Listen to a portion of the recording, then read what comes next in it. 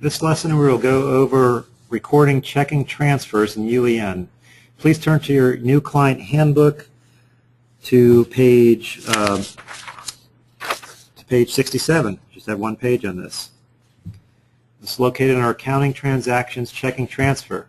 Well, if you don't have any secondary checking accounts and you're not planning on ever setting those up in the near future, then you could probably just skip this section. This is only for those who have more than one checking account in the UEN system.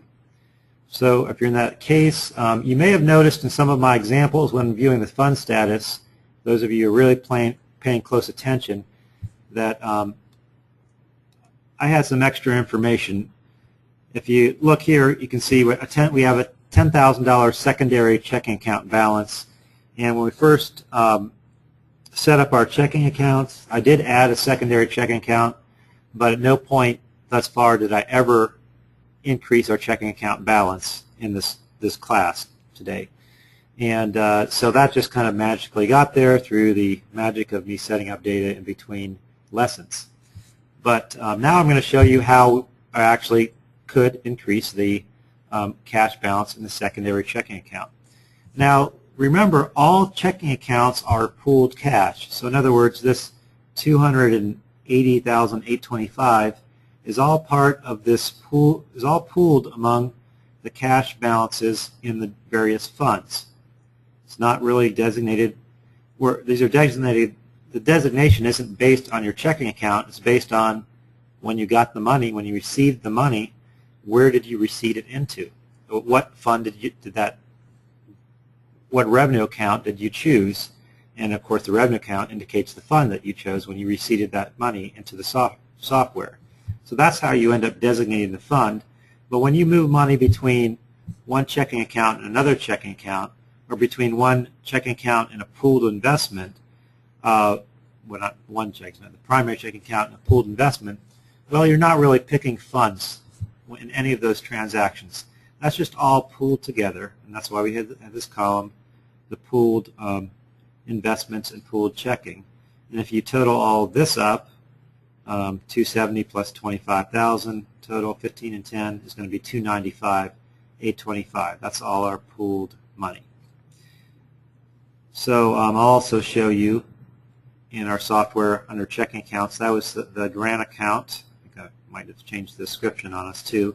That was the grant account that we set up, and that represents that $10,000 that's already existing, again, through the magic of me doing some work in between lessons in our checking balance. But otherwise, if you had established a new checking account, a secondary checking account, you would have to move money from your primary to your secondary checking account balance. So that's what we're going to do in this example, and we do that under Accounting Transactions Checking Transfer. And again, it's a pop-up menu like what we've seen recently. No area for this. It's a very simple one. You can either transfer money from your primary checking account to secondary, or back from the secondary to the primary. So I'm going to select primary to secondary. We can see we only have one secondary checking account with a balance of 10,000. Our example is in the amount of 10,000, which is curious. That's what I already have in the software. But I'll go ahead and do that. I'll increase that by 10,000. So this would be one application of this is maybe we've got one thing that's kind of missing from this whole exercise is that maybe we received a receipt, received some money, and we receipted that money into the software, but really, for whatever legal reasons for this grant, it should be separated into a separate account. They want it separated in a separate account. That's one example of why you'd have the secondary account. Well, when we receipted that money, remember when you choose when you go to receipt something, you have to pick the account codes, and at that point, that's where you pick the funds, as I mentioned before. But when you receipt or anything, or make a payment, or enter a payment or receipt, that all goes into your primary checking account. Well, to get it into the secondary checking account, so let's pretend there was another $10,000 that should go into this for this grant into the secondary checking account. Well, that's how we get it in. So we received $10,000, let's say, pretend, and now we're going to move that from the primary to the secondary checking account. So we'll just select today's date and a reason, moving cash to grant checking.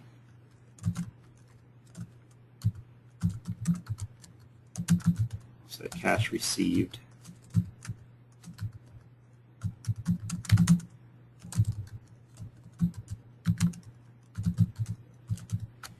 All right, and then all I do is post that. And so here we have posted the transfer from $10,000 from the primary to the grant account. Now, and then if we print a fund status real quick related to that and display it, we can see just once that our checking account balance changed. Our available decreased by $10,000, and in the primary and our secondary checking account increased by $20,000 or by $10,000 to a total of $20,000. And nothing changed here.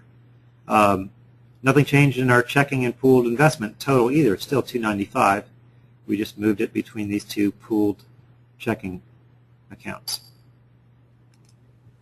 All right. Well, I'm going to add to this example again. Why not? We've got what happens if, let's say with this grant, maybe this grant we've got a checking account, a checkbook with this grant, checking account, secondary checking account, and we need to write a check out of that checkbook, not our primary checking account.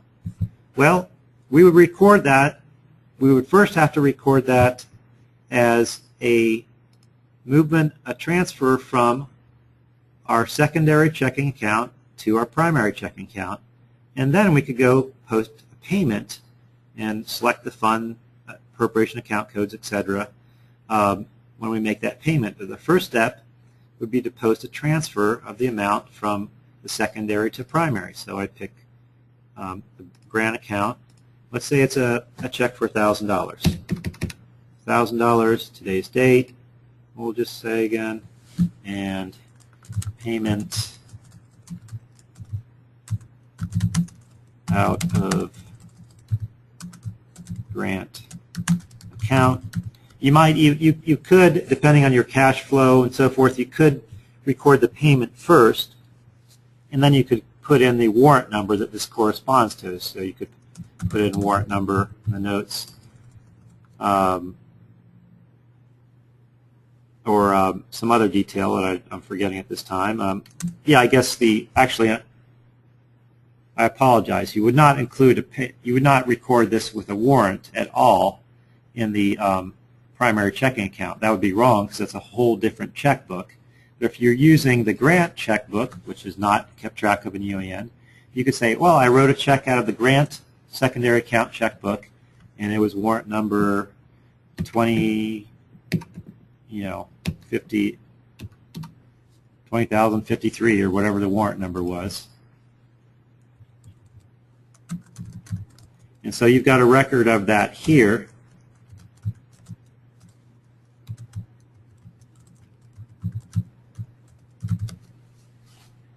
And then I'd go to post that. I'll go ahead and do that. And then close the screen. And so now if I look at the fund status, I don't have to show you that your secondary checking account would decrease by $1,000, your primary would increase by $1,000. Of course, you don't want your primary to permanently increase because you actually made a payment from that grant account, and you want to record that in the proper account codes and books. So the way you would handle that would be, we've already gone through the payment exercises, so I can show you this real quick. We're familiar with this already. You would record this as an electronic payment because, well, it wasn't a warrant out of that you used out of your in your primary checking account checkbook, so it's got to be recorded as something that doesn't involve a warrant. It's not a manual warrant. Again, that would be your primary checking account. So you would record it as an electronic payment to whatever vendor that it was paid to, probably not the garden store, and or Smith Lawn Care most likely for a grant, but possibly. You record it as electronic payment, and that would, you pick the funds and so forth, account codes, and that would reduce your checking balance and reduce your total cash balance for your entity, and therefore your bank reconciliation would be in balance when you're at the end of the day, end of the month, I should say. So that's the idea of checking transfer and secondary checking accounts and so forth. And that's the end of our Chapter 3 on accounting transactions. So the next chapter, we're going to go through accounting utilities, and we'll probably do most of those in one lesson. And that's sort of fix them up area there under utilities. Those are for transactions that have already posted. So we'll talk about that in just a moment.